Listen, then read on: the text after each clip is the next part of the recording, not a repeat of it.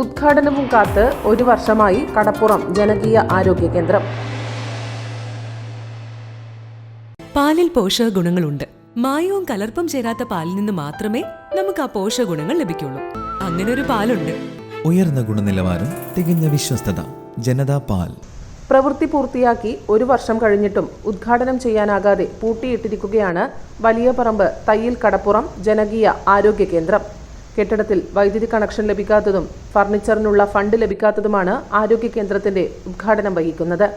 2022 ദേശീയ ആരോഗ്യ ദൗത്യത്തിൽ ഉൾപ്പെടുത്തി അനുവദിച്ച 37.50 ലക്ഷം രൂപ ചെലവിലാണ് ജനകീയ ആരോഗ്യ കേന്ദ്രത്തിന് പുതിയ കെട്ടിടം നിർമ്മിച്ചത്.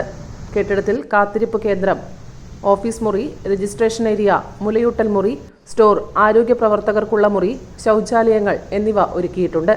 എന്നാൽ ഫണ്ടിന്റെ അപര്യാപ്തത മൂലം ഇലക്ട്രിക്കൽ ജോലികൾ പൂർത്തിയാകാൻ കാലതാമസമെടുത്തിരുന്നു. അതോടൊപ്പം പരിശോധനാ റിപ്പോർട്ട് കോൺട്രാക്ടർ നൽകാനും കാലതാമസം വരുത്തിയതും വൈദ്യുതി കണക്ഷൻ ലഭിക്കുന്നതിന് തടസ്സമായി. ഇവിടുത്തെ ആവശ്യമായ ഫർണിച്ചറുകൾ വാങ്ങുന്നതിനുള്ള തുകയും ലഭിച്ചിട്ടില്ലെന്ന് പഞ്ചായത്ത് അധികൃതർ പറയുന്നു. 1978 പ്രവർത്തനമാരംഭിച്ച ജനകീയ ആരോഗ്യ കേന്ദ്രത്തിൽ ആദ്യകാലത്ത് പ്രസവ ശുശ്രൂഷ, അമ്മയുടെയും കുഞ്ഞിൻ്റെയും സംരക്ഷണം എന്നിവ ചെയ്തിരുന്നു. ഇതിനായി ഇവിടെ താമസിച്ച് ജോലി ചെയ്തിരുന്ന ആരോഗ്യ പ്രവർത്തകരുമുണ്ടായിരുന്നു. എന്നാൽ നിലവിൽ പ്രദേശത്തെ ഒരു വീട്ടിൽ ആഴ്ചയിൽ ഒരു ദിവസം പേരിന് മാത്രമാണ് കേന്ദ്രം പ്രവർത്തിക്കുന്നത്. News bureau, Thrikaripur. പാലിൽ പോഷകഗുണങ്ങളുണ്ട്. മായവും കലർപ്പും ചേരാത്ത പാലിൽ നിന്ന് മാത്രമേ നമുക്ക് ആ പോഷകഗുണങ്ങൾ ലഭിക്കുള്ളൂ. അങ്ങനെ ഒരു പാലില്ല എന്നല്ലേ ടീച്ചർ ഇന്നലെ പറഞ്ഞേ? അങ്ങനെ ഒരു പാലുണ്ട്.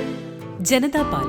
നാട്ടിലെ നന്മ ആഗ്രഹിക്കുന്ന ക്ഷീര കർഷകരിൽ നിന്നും സൊസൈറ്റികളിൽ നിന്നും പരിശുദ്ധി ഉറപ്പുവരുത്തി ശേഖരിച്ച പാൽ പൂർണ്ണമായും ശാസ്ത്രീയമായി സംസ്കരിച്ച് ഗുണനിലവാരം ഉറപ്പുവരുത്തി മാത്രം പാക്ക് ചെയ്ത് നമ്മുടെ കൈകളിലെത്തിക്കുന്ന ജനതാ പാലിലുണ്ട് പോഷകഗുണങ്ങൾ.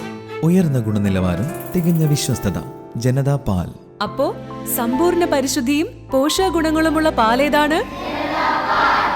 ജനതാ പാൽ ഒരു ജനതാ ചാരിറ്റബിൾ സൊസൈറ്റി ഉൽപ്പന്നം.